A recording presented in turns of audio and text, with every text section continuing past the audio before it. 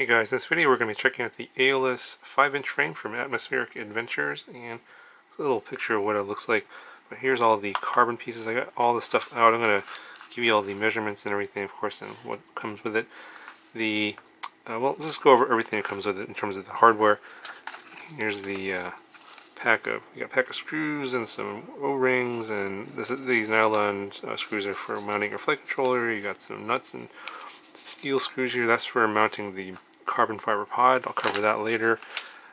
We have a battery strap and an XT60 connector. Got another battery strap here. They provide a diamond file. That's because the edges aren't beveled or chamfered. If you don't want to build the carbon fiber pod, they do offer a TPU pod option. This is extra. Not included, but I think you can get this. They comes in different colors and different styles. This one here has a little flat area for your GoPro if you want to put a GoPro in here, along with cutouts for the GoPro strap. The Atmospheric Adventures Atmo HP PDB is included, and this is a 5-volt and 12-volt regulator on here, so pretty nice PDB.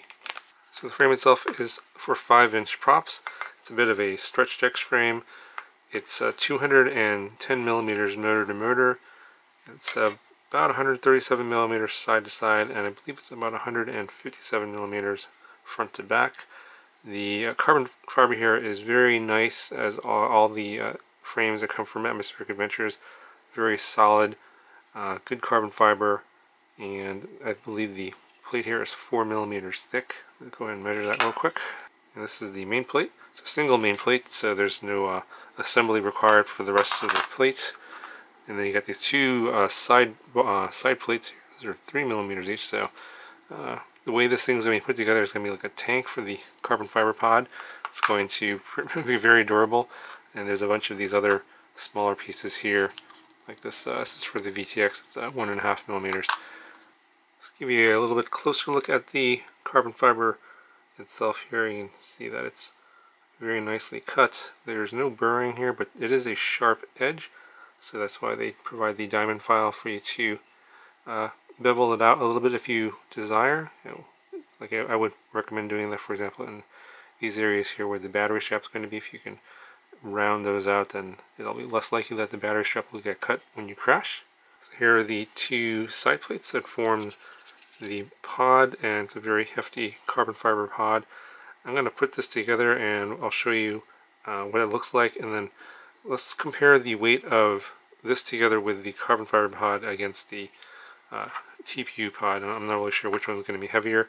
Obviously the carbon fiber is going to be a lot stronger. I mean, this has a lot of flexibility, so I think it'll still protect your electronics, and obviously I think it looks nicer, but I think for those either crash more, you probably want to go with this option. So I just want to get a weight measurement of just the bottom plate by itself. 66.4 grams. So then we'll weigh the frame with the carbon fiber pod, and then we'll weigh it with the TPU pod here, and we'll see what the difference is. Okay, so I got the carbon pod on here, and I gotta say that it was quite tricky getting this together because all these kind of loose pieces, and it doesn't hold together until you get these nuts and these screws together. So what I recommend is building the top part first by putting this middle plate in here between the two top plates and getting these nuts and screws in. And you gotta put these two pieces in here first to get that together. So basically you get 3 carbon pieces plus these nuts and screws. Hold the 2 side plates together and then put the screws in here with the nuts in here. Pretty tricky getting all that to work. I mean, the fit and finish is excellent. I mean, no problem in terms of like any of the pieces not fitting.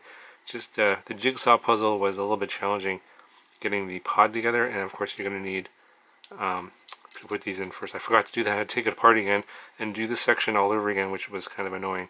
So don't forget to put these in. And speaking of the fit and finish, it is a little loose. You can see here. So that part isn't so great. But again, it's better to be a little loose than to be too tight. And this isn't probably that mission critical because you're just going to zip tie a video transmitter here, and this could be secured some other way. Probably not, this is not too bad. Also, don't forget to put the little plate back here for your XT60. XT60 connector is going to stick out of the back here, and you're going to need to slide the pod over the notches here for that plate, and that plate goes into the bottom here. Now, if you see here, a little tip, I use some placing some clear tape here, use any kind of tape, to hold this nut on inside this little space here for the side plate, and the screw goes through the bottom and into the nut, and that holds it in place.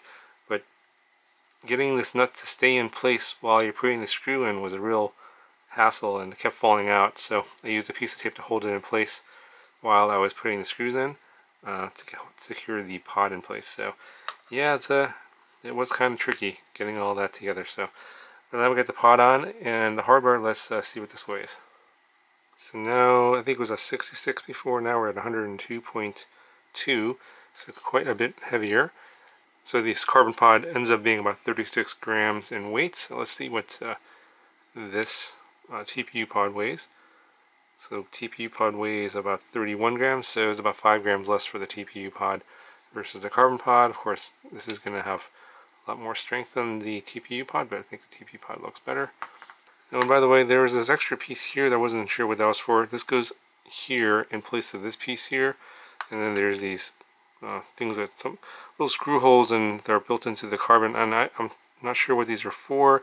It might be for mounting, maybe like a GoPro mount or something here that'll secure it in place.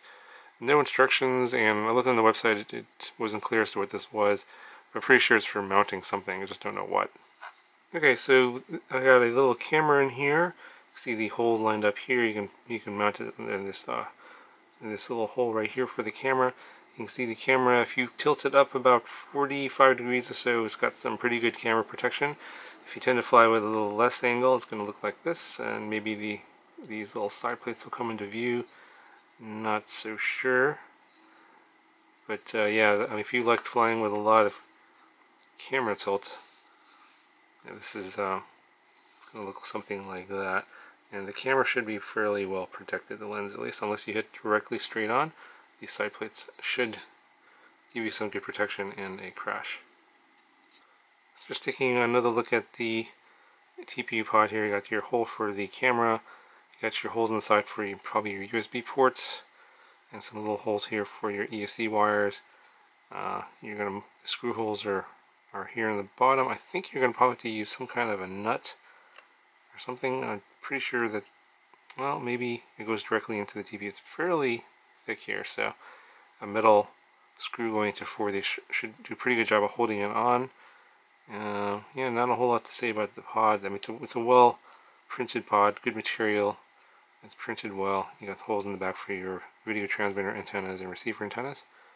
But yeah, I think I'm gonna, if I build this, I'm gonna build it with the pod and not the carbon pod. So what do you guys think? Should I build this one here with the pod, or should I build the other one from Atmospheric Adventures, the Kratos Freestyle? If you saw that video from about a week or 2 ago, let me know in the comments below what you think, and I'll talk to you guys in the next video.